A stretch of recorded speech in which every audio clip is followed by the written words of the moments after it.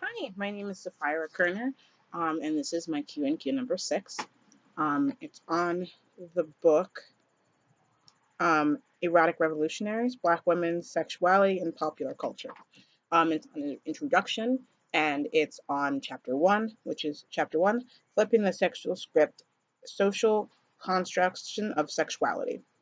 So I want to start off by talking about a quote that I picked from the introduction, and it's talking about how Black women have been viewed historically, because it kind of opens the book opens with talking about the professor who's talking to her students and talking about how ask the question, if you sleep with someone and get your dream job, would you do it? And Black women, it showed in her class, exhibited less willingness to do that.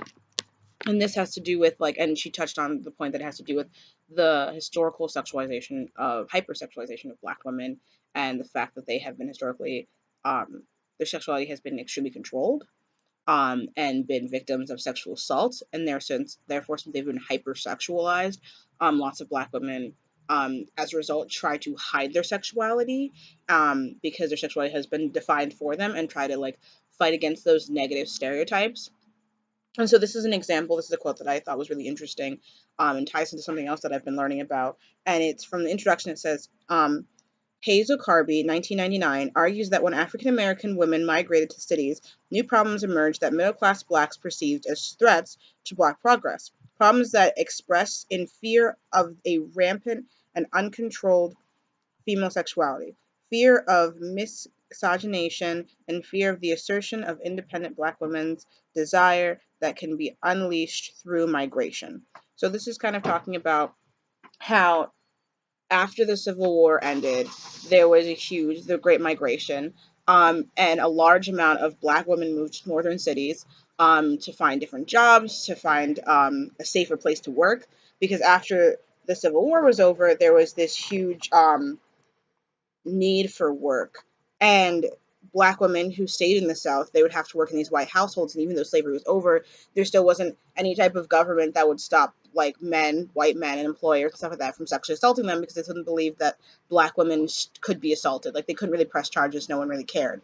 So a lot of Black women moved to cities, such as Philadelphia and other places in the North, and they expected that they would be able to get better pay and better jobs, but instead they were still oppressed. They were forced into working domestic work, and because there was this large influx of Black women, notably more, twice as many as Black men to the North, there was this fear that since these Black women, since they were poor, they had to live in these in really bad places in bad neighborhoods.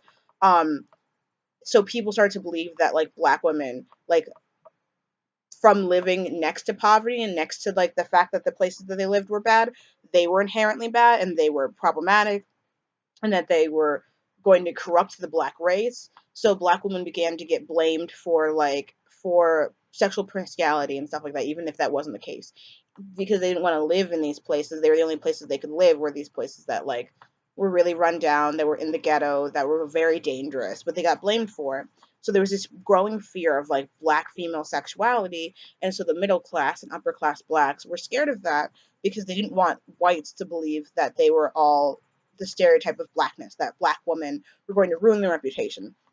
So this began a lot of programs to save Black women, to show them that they need to be have chastity, they need to take care and make sure that they're not sleeping with many people, and that they get married and all this stuff like that, all in an attempt to control the Black female body, because they thought that that was a way to control respectability politics.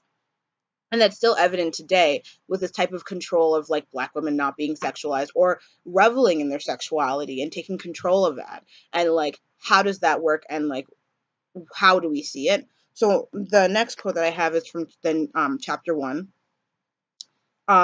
And it's this quote that says, for example, when the movie She's Gotta Have It emerged in the 1980s, with the character Nola Darling, who undermines traditional sexual narratives, women can refer to Nola's seditious acts when constructing, interpreting, and reconsidering their own sexual experiences and desires. So this is really cool, because redefines how black women can see their sexuality, and they just made a remake of She's Gotta Have It, and it's on Netflix, and it really delves into these ideas even more than the original did, of like black women choosing their sexuality, because Nola Darling is a woman who has choosing three men, and in the newer one she's also seeing another woman, so it's going into the fact that she can revel in the type of like body positive, confident type of woman who can go out and sleep with these men and not compromise who she is, and that positivity. We also have examples like Beyonce. If we're looking at examples that are also in pop culture and stuff like that, we can look at examples like Max from Living Single, and these type of like strong like single women who are black, who are redefining what their sexuality means, and are not letting conservatism or respectability define who they want to be as women. And so I think it's really interesting because also in pop culture we see this hypersexualization of black women, and this kind of fetishization of them, and that's going along with the older lines of, oh, black women are hypersexual and they need to have sex and all this stuff like that. So it's a really interesting narrative that in actuality black women's sexuality is really repressed when we see people like Nicki Minaj or stuff like that who obviously revel in her sexuality and being hypersexualized.